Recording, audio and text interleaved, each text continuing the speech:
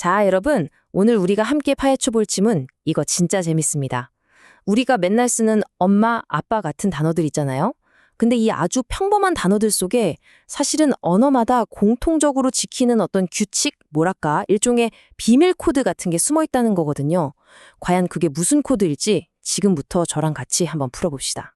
한번 생각해 보세요. 왜 mother, father라는 단어는 전 세계 어딜 가나 거의 다 하나의 독립된 단어로 딱 있을까요? 근데 mother-in-law나 stepfather 같은 말은 어때요? 뭔가 기존 단어에 뭘 덧붙여서 만든 약간 조립한 것 같은 느낌이 들지 않아요? 바로 이 질문, 이게 오늘 우리가 파헤칠 내용의 가장 큰 힌트입니다.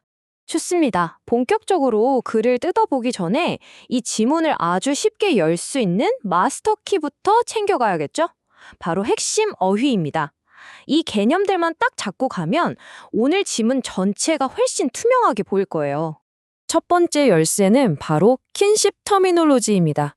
우리말로 하면 친족 용어 체계. 말 너무 어렵죠? 쉽게 말해서 어떤 언어가 가족을 부르는 방식에 대한 전체적인 시스템이라고 생각하면 돼요. 그러니까 뭐 이모, 고모, 사촌, 형부 같은 모든 호칭을 다 포함하는 일종의 가족 호칭 사용 설명서 같은 거죠. 그럼 이 킨십 터미놀로지라는 시스템을 좀 더 쉽게 이해하기 위해서 우리 이렇게 한번 생각해 볼까요? 만약에 가족 관계가 한 편의 영화나 드라마라고 상상해 보는 거예요. 그러면 엄마랑 아빠는 뭐겠어요? 그렇죠. 이 드라마의 명실상부한 주인공들이라고 할 수 있겠죠. 바로 이 지점이 오늘 내용의 핵심입니다. 모든 언어에는요, mother, father처럼 다른 단어의 도움 없이 그 자체로 완벽한 핵심 용어, 콜셋이라는 게 있어요. 이 친구들이 바로 우리 드라마의 주연 배우들인 거죠. 반면에 mother-in-law나 stepfather처럼 핵심 단어에다가 뭔가를 덧붙여서 만드는 덜 중심적인 용어들도 있어요. 이 친구들은 그럼 뭘까요? 그렇죠. 조연 배우에 해당하는 거예요. 이 주연과 조연의 차이를 딱 구분하는 게 이걸 이해하는 첫 번째 관문입니다. 자, 이제 이 지문의 하이라이트로 한번 가보겠습니다. 글쓴이의 주장이 가장 진하게 녹아있고 문법적으로도 까다로워서 시험에 나올 확률이 아주 높은 킬러 문장을 같이 한번 해부해볼 시간이에요. 바로 이 문장입니다. And the probability that a specific kin relationship has a label is predictable based on the other kinship terms in the language. 와, 좀 길죠? 그죠? 하지만 문장 길다고 절대 쫄 필요 없습니다. 저랑 같이 구조를 하나씩 딱딱 뜯어보면 생각보다 정말 별거 아니에요. 자, 이렇게 긴 문장을 만났을 때 우리가 제일 먼저 해야 할 일은 뭐다? 문장의 뼈대를 찾는 겁니다. 군더더기 다 걷어내고 진짜 주어랑 진짜 동사를 찾는 거죠. 이 문장의 진짜 주어는 the probability, 즉 그 확률이고요. 동사는 is predictable, 예측 가능하다 입니다. 이것만 보세요. 그 확률은 예측 가능해. 어때요? 엄청 단순한 문장이죠? 그럼 이제 당연히 궁금해지죠. 아니, 대체 무슨 확률인데? 그 질문에 대한 대답이 바로 주어 뒤에 찰싹 달라붙어 있는 대시 이끄는 덩어리입니다. That a specific kin relationship has a label, 즉 어떤 특정한 가족 관계가 명칭, 즉 이름을 가질 확률이라는 뜻이죠.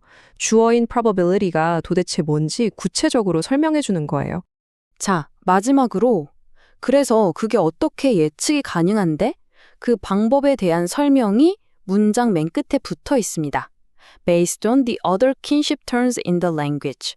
그 언어에 이미 있는 다른 가족 용어들을 기반으로 해서 예측할 수 있다는 거죠. 어때요? 이렇게 세 덩어리로 나눠보니까 전체 구조가 한눈에 싹 들어오죠? 이 문장이 시험에 단골 손님으로 나오는 이유는 바로 이 두 가지 핵심 문법 포인트 때문이에요. 첫째, 아까 봤던 대철.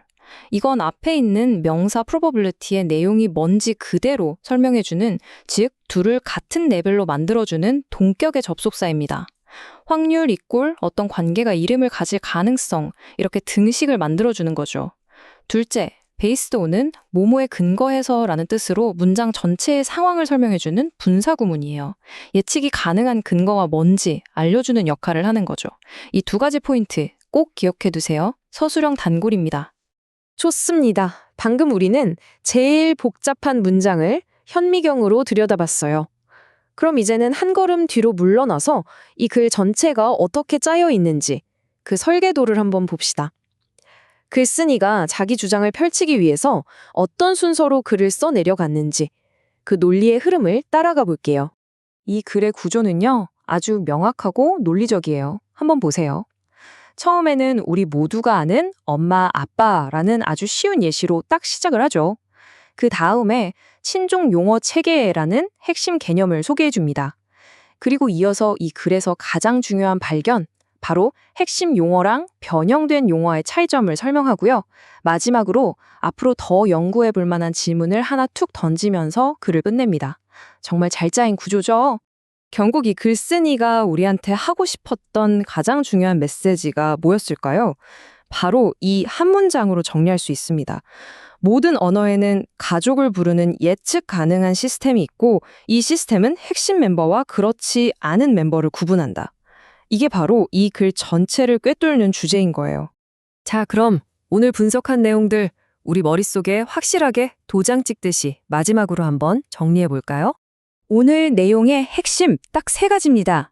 첫째, 모든 언어에는 엄마, 아빠처럼 그 자체로 독립된 핵심 가족 용어가 있다. 둘째, 다른 가족 용어들은 종종 이 핵심 용어를 변형하거나 합쳐서 만들어진다. 그리고 가장 중요한 셋째, 이러한 이름을 붙이는 시스템에는 규칙이 있어서 예측이 가능하다는 것, 이것만 기억하면 오늘 지문은 완벽하게 여러분 것이 되는 겁니다. 오늘 배운 내용을 바탕으로 마지막으로 여러분에게 이 질문을 한번 던져보고 싶어요. 우리가 가족을 부르는 방식이 어쩌면 우리 문화가 어떤 관계를 더 중요하게 생각하는지를 보여주는 하나의 거울은 아닐까요? 한 번쯤 깊이 생각해보면 정말 흥미로운 답을 찾을 수 있을 겁니다. 자, 오늘도 정말 수고 많으셨습니다.